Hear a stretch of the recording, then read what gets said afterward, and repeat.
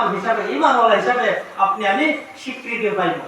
ওইদিকে ভাই দোস্ত আজিজ, এই যে জলসারা দিছে যে মকসদ, একই মকসদ যে মসজিদটাকে কিভাবে সুন্দর ডেভেলপ করুন, যা মসজিদ যত ভালো রাখা হয় অত নামাজ করে দিলের মধ্যে শান্তি পাওয়া যায়। মসজিদ যদি আপনার আমার দেহাত কতরি মসজিদ দেখা যায় গোয়ালিঘরের মতন দেখা যায়, এমন আছে না নাই, দেহাত মানে ভালো লাগে না, কিন্তু কতরি মসজিদ আবার সুন্দর দেখা যায়।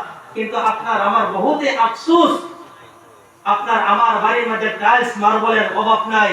কত জায়গা থেকে নগাঁও পছন্দ হয়েছে না, গুয়াহাটি যাই তাও পছন্দ হয়েছে না, অর্ডার দেই হিন্দি থেকে জাপান অন্যান্য থেকে মাল আনে হেরে হলো আমার টাইলস মার্বেল ঘরের মধ্যে লাগায় আমার ঘরের সৌন্দর্য বাড়ানোর লাগে আপনি আমি চেষ্টা করি।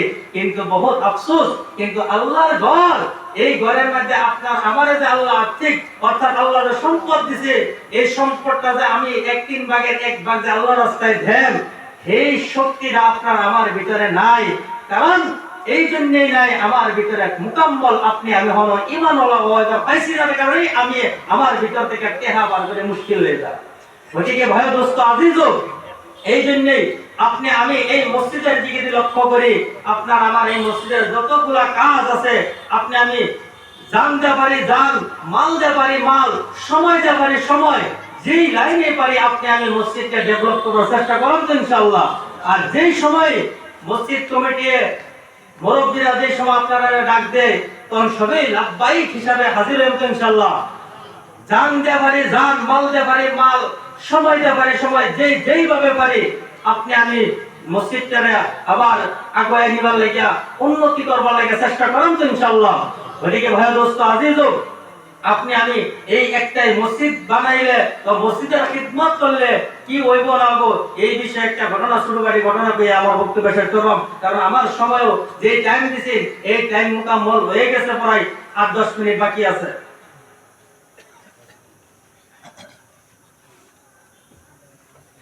ওইদিকে ভাই দোস্ত আজিজ, আল্লাহর একজন বাস্তব, এই বাস্তব ঘটনায় আপনাদের সম্মুখে আমি পেশ করতেছি আমাদের উস্তাদ শেখুল ইসলাম হযরত মাওলানা শেখ সাবি আখতার সাহেব দামাত বরকাতুহুল আলিয়া।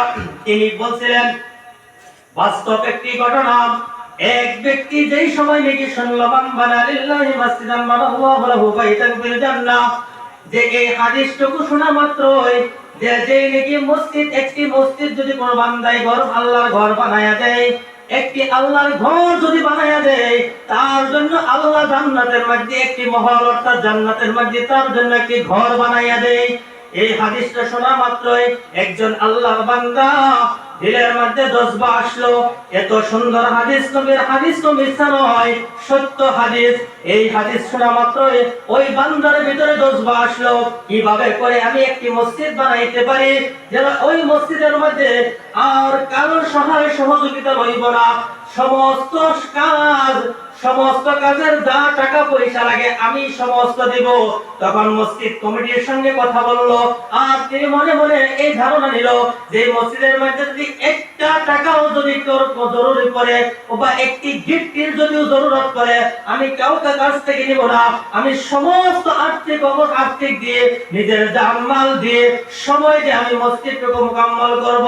এই দিলের মধ্যে জজবা নিয়ে আল্লাহর বান্দা নেমে গেল, মিস্ত্রিকে ডাকলেন, মিস্ত্রিকে বললেন, ও মিস্ত্রি ভাই, তোমাকে এই মসজিদ কমপ্লিট করার যত খরচ লাগবে সমস্ত খরচ আমি বহন করব, আমি দিব। কিন্তু মহতরম দোস্ত বুজুর্গ, এই সময় মাত্র, কিন্তু ওই সময়ের মধ্যে যত মানুষ আসুক না কেন একটা টাকাও কার কাছ থেকে নিবা না, কার কাছ থেকে কোনো সহায় সহযোগিতা নিবা না, যা লাগে আমি সমস্ত দিব। মহতরম দোস্ত আজিজ, এই কথা কোয়া মাত্র মিস্ত্রি কাজ শুরু করে দিল। ওই মিস্ত্রি কাজ করা শুরু করতে করতে এক পর্যায়ে কাজ সম্পূর্ণ হয়ে গেল, কমপ্লিট হয়ে গেল। হওয়া মাত্র যেই দিন হয়ে যাওয়ার পরে তিনি আল্লাহর কাছে দোয়া করলেন, ও আল্লাহ, নারায়ে তাকবীর, আল্লাহু আকবার, নারায়ে তাকবীর, নারায়ে তাকবীর, আল্লাহু আকবার। আমাদের মেহমান হযরত মাওলানা ওলিউল্লাহ সাহেব দামাত বরকাতুহুম উস্তাদ হাদিপাড়া মাদ্রাসা উনি তশরিফ আনছেন।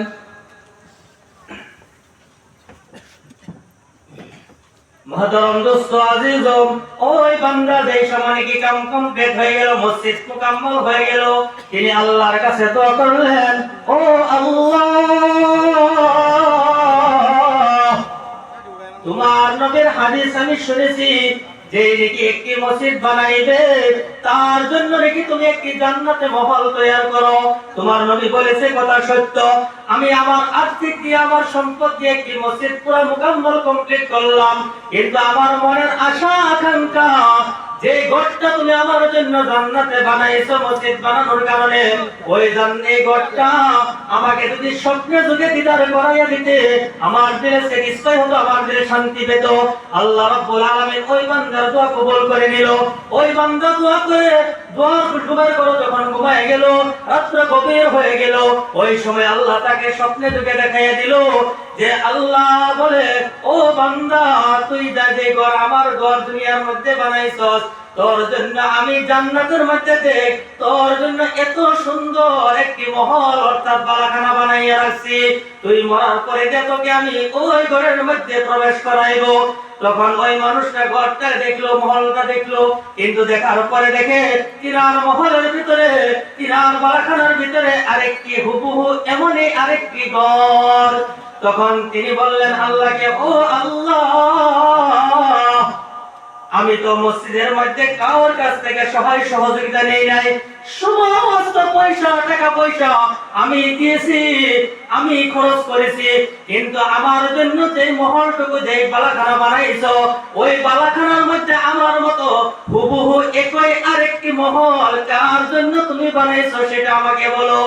আল্লাহ বলেন, এই মহলটাকা, এই মহল, এই বালাখানা, তোমার বালাখানার ভিতরে আমি যে আরেকটি বালাখানা বানাইছি কিসের জন্য জানো?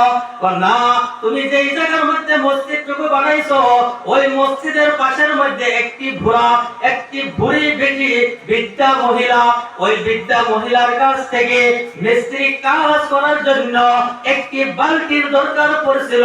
ওই ঢাম অর্থাৎ বালতি এনে তোমার যে মশলার কাজ করছে, পানির কাজ ব্যবহার করছে, ওই বাড়ির থেকে শুধুমাত্র অন্য কিছু আনি নাই, কাজের সময়টা ওই বালতি ওই ঢামটুকু এনে পানি ব্যবহারের জন্য ইস্তেমাল করেছে। ওই ইস্তেমাল করার কারণে, ওই বালতি রিক দেওয়ার কারণে ওই বৃদ্ধা মহিলার জন্য আমি আল্লাহ একটি তোমার মতো হুবহু ঘর বানাইয়া দিলাম। এক ব্যক্তি মুকাম্মল মসজিদ বানাইলো, তার লাগি যতখানি মহল বালাখানা, আর একজনের শুধুমাত্র কি দিছে, বেড়ি নাই কিছু ঝুপড়ির মধ্যে তো হ্যাঁ এই কি গাছ গাছের পাতা দিয়ে বেড়া দেওয়া, হের বাহি বুড়ি বেড়ির দেখে একটা বালতি এনে খালি পানি দিত মশলার মধ্যে, গলের মধ্যে পানি মারতো, এই হেনিতে হারে খালি সহায় করছে, কুটি দিয়ে দিছে কি একটা বালতি দিয়ে দিছে। তখন মহতরম দোস্ত বুজুর্গ, ওই ব্যক্তিটা পরের দিন সকাল ফজরের নামাজ পড়ে রওনা হয়ে গেল। ওই বুড়ির কাছে গিয়ে বলে, ও বুড়িমা, বাড়িতে কি আছো? তখন ঘর থেকে আওয়াজ দিল, আমি আছি বুড়ি। তখন বলে, তুমি যে বালতিটুকু দিয়েছিলে মিস্ত্রির জন্য, কাজের জন্য, ওই এই বালতিটুকু আমার কাছে বিক্রি করে দাও। তখন বলেন, না, বিক্রি করব না। তো কেন? তো তোমাকে 10 দিরহাম দিব। তো বেচবো না। তো তোমাকে 20 দিরহাম দিব, তাও বেচবো না। তখন বলে, তোমাকে 30 দিরহাম দিব, তো তাও বেচবো না। কেন এত দাম লাগাইলাম, তুমি কেন বেচবা না, কেন বেচবে না? তখন ওই বুড়িমা ঘর থেকে জবাব দেয়, ও যুবক বাবা, যে হাদিসটুকু শুনে তুমি পাগল হয়েছো, নবীর আশিক হয়েছো, আল্লাহর মহব্বতে, আল্লাহ রাসূলের মহব্বতে আল্লাহর ঘর তুমি মুকাম্মল করেছো, কিন্তু এই মুকাম্মল করার পরে যে তুমি আল্লাহর কাছে আপিল করেছিলা যে আল্লাহ, আমি ঘর সম্পূর্ণ করলাম, তুমি আমাকে যেই জান্নাতের মধ্যে যে ঘরটুকু দিবে, এই ঘরটুকু তুমি আমার দুনিয়াতে স্বপ্নে যুগে দিদার করাইয়া দাও। মহতরম দোস্ত বুজুর্গ, এই দোয়া করা মাত্র আল্লাহ তোমার দোয়া কবুল করছে, আর আল্লাহ হুবহু এইভাবেই তোমাকে জান্নাতের যে ঘরটুকু বানাইছে, ওই রাত্রেই তোমাকে জান্নাতের ঘরটুকু দেখাইছে। বাবা, তুমি শুধু দেখো না, নাই, আমি যে তোমার মতো ধনী ব্যক্তি নয়, আমি একটি ঝুপড়ির ভিতরে থাকি, আমার এমন আর্থিক এমন ধন সম্পত্তি নাই, আমি টাকা পয়সা দিয়ে আমি সহায় সহযোগিতা করতে পারি নাই। কিন্তু মিস্ত্রি বাবা যেই সময় ছিল আমাকে আমার বাড়ি থেকে একটি ধাম বালতি নেওয়ার জন্য, আমি আল্লাহকে ওয়াস্তে আল্লাহর ঘরের মহব্বতে এই বস্তুটাকে দিয়েছিলাম যে আল্লাহর ঘরের একটু সহায় হবে। অতটুক সহায় করা মাত্রর কারণে যেই স্বপনটুকু তুমি কালকে গত রাত দেখেছো, আমিও ভুরি ওই স্বপনটুকু গত রাত আল্লাহ দেখাইয়া দিয়েছে।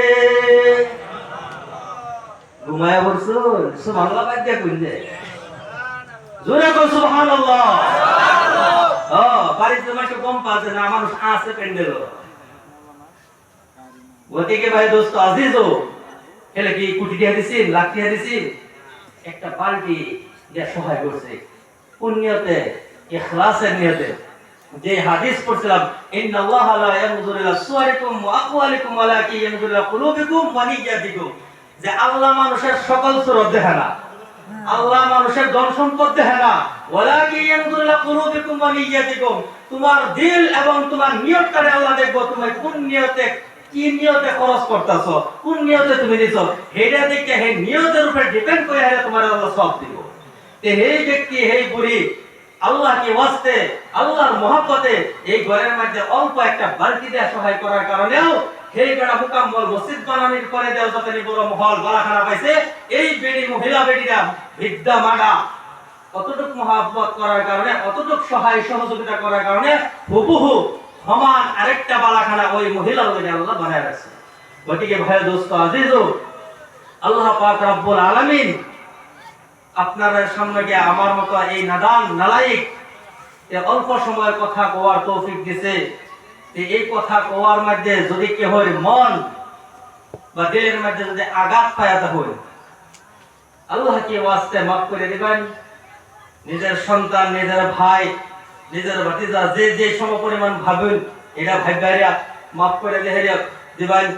আর আমার লেগে যাতে আল্লাহ নেক হায়াত দে, আরো যাতে এমন ভাবে মানুষের দিনের খিদমতের লাইনে যদি মরার দম পর্যন্ত আপনি আমি যদি লাগিয়ে থাকবার পারি, আর মসজিদের মহব্বত করবেন, মসজিদও লাগিয়ে থাকবেন। আমি গত দিনের এই যে এটা কই, গত দিন যে শুক্রবার গেল, কালকে শুক্রবার আছে না, এই যে আমার মসজিদের একটা ছোট ঘটনা কই দিই।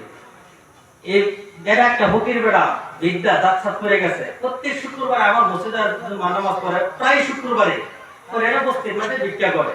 করার পরে দেখুন আপনি আমি ভয় ভাবতেছি যে করাম নে, কিন্তু মধ্যে সময় আয়া বড় ইদা জাআল হুম লা ইস্তাখিরুনা সাআতা ওয়া লা ইস্তাকবিরুন, এই সময় আমার একটা সেকেন্ড সময় দিত না, এক সেকেন্ড দিত না সময়, এক সেকেন্ড দেরিও করতো না, এক সেকেন্ড আগেও দিত না। যে টাইম যে জায়গার মধ্যে নির্ধারিত আছে ওই টাইমে ওই নির্ধারিত টাইমে আমার মত দিবই আর নিবই। গতিকে সেই টাইম আমার আগে আগে আপনার আমার আখিরাতের লাগে প্রস্তুত হওয়া জরুরি। যে এই মানুষটা জুম্মা নামাজ পড়ে গেল, আমি বাথরুম থেকে আগে গোসল দিয়ে বাড়ি যে হইটা ঢুকতেছে ফকির বেটারা, এই বর্ষা বড়ি বাড়ি, কিন্তু আমি যে আমাদের কাটি কাটা বহুটা ডিফারেন্স বন্ধুরা। তখন এই মানুষটা আমি সালাম দিছি, সালাম দিয়েছে, জুম্মা বললো, বাস জুম্মা পড়ে আগে বস্তিতে আবার বাড়িলো। বারুনির পরে দেখা গিয়া আসরের নামাজের সময় 3:15 জামাত 2 রাকাত করে পড়ে আছি। এই সময় এই মানুষটাই নামাজ থেকে দেখছি না, কিন্তু ফজর হাউস ভাই এমন কাশ উড়াইছে আর তো কোনো মত নাই। যখন নামাজের সালাম করে এই বেড়া মসজিদের বারিন্দা গিরো ধরে উঠতেছে আল্লাহ আল্লাহ করতেছে, আল্লাহ আল্লাহ করতেছে। আর জিজ্ঞাসা একজনে গিয়া, দুই একজনে গেছে গিয়া বুহ ডলাডলি কিরম লাগে, আমার বুহ জামজাম লাগতেছে, কিরম লাগতেছে। তোর আমি তসবির জোর করতেছি করে হারে কথা আমি গেছি, গিয়ে দিই বেড়া অস্থির নাকি হয়ে গেছে, যেটা অস্থিরতা নাকি হয়ে গেছে মসজিদের বারিন্দা। তখন ঘুরতে পড়ছে, হইতে রয়েছে ওটার পরে দেখা গিয়া তখন আমি কে করছি কিরম লাগে একটু লাড়া দিছি, মুখের থেকে কিবা একটু ভাবেছি। তখন আরেকজন একটু লাড়া দিছে যে কিরম লাগে আর একটু ভাবেছি কিবা এখানে যে বেড়া লড়তে আছে একটু সময় শেষ। এটা কই আরো মানুষ আছে, আমি একজনে বললাম সেকেন্ডে বললাম একটা কম বাস করে দিয়ে দেন, বর্ষা বলে গেলে তো চিনবো। তখন টমটম বেসাতে আমি খালি জাস্ট গেছি বাজার বাড়ি যাওয়ার পর আমার ফোন গেছে, একটা মানুষটা মারা গেছে। কিরম আর কত সৌভাগ্য, এক হলো জুম্মার বার, আল্লাহর নবী তো কইছে আমি আশাবাদী। হাদিসের মধ্যে আছে যে আমি আশাবাদী, যদি কোনো ব্যক্তি যদি জুম্মার দিন মারা যায়, তা আমি আল্লাহর কাছে আশাবাদী যে এর কবরে আযাব কিয়ামত পর্যন্ত না। কিন্তু শর্ত হলো মুমিন মুসলমান হওয়া লাগবে। কাফির একদম শুকরা মারে তাই বিচারে কি মানবো? কত দোয়া না দেখছি করতেছে ভাই, সে কোরআন খতম করিয়া নাম কইতাম না।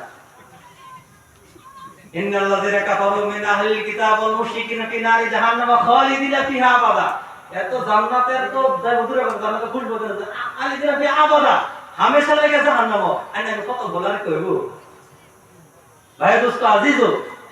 এই যে মানুষের মত আরেকগুলো মসজিদ, এই মানুষটা নামাজি, আবার ভিক্ষা করলে তো নামাজি, মসজিদে কানেকশন, আর মোটটা দেবেন কেমন টাকা মধ্যে। আল্লাহ নবী কইছে যে তোমার আখিরি আমল যেটা হইব, এই আখিরি আমলের উপরে ডিপেন্ড করবে আখিরাত। অর্থাৎ তোমার আখিরাত যদি লাস্ট মৌতের যে সময়টা, এই সময়টা যদি তোমার ভালো হয়, তাহলে তোমার আখিরাত ভালো হয়ে যাবে। তুমি আগে পাশে কি করছো না করছো এটা করে, কিন্তু মোটটা তো তার মসজিদের মধ্যে গেছে। আরো জুম্মার বার কত সৌভাগ্য। আমি সারা বছর তাহাজ্জুদ করে নসিব হয় না। ওইদিকে যাই হোক, আমার তোমার মকসদ এটা না যে এইগুলা কথা লেকচার দেওয়া না, এইগুলা কথা যে মোট দেখতে ওর সময় লাগে ইন্তজার করে না। আমি তো করম নে, সবটা দেম নে, দান করম নে, বাইরে করম নে করতে করতে 70 বছরে যাওয়ার করা হইতো মোট আয়া করবো। ওইদিকে আপনি আমি সময়ের মূল্যায়ন করি, সময়ের গুরুত্ব দেখাইয়া নিজে প্রতিষ্ঠা করি যে নিজে একজন মুসলমান। এই মুসলমানের যে হুকুম হাকাম আছে এগুলা পরিপূর্ণ করে হেরে যাবার চেষ্টা করি। আল্লাহ তাআলা সবেরই গুনাহ থেকে কুওয়াত থেকে বেশি বেশি আমল করার তৌফিক দান করুক। আর আমার পরে যিনি হযরত আসছেন তারা বয়ান করব, তার কথাও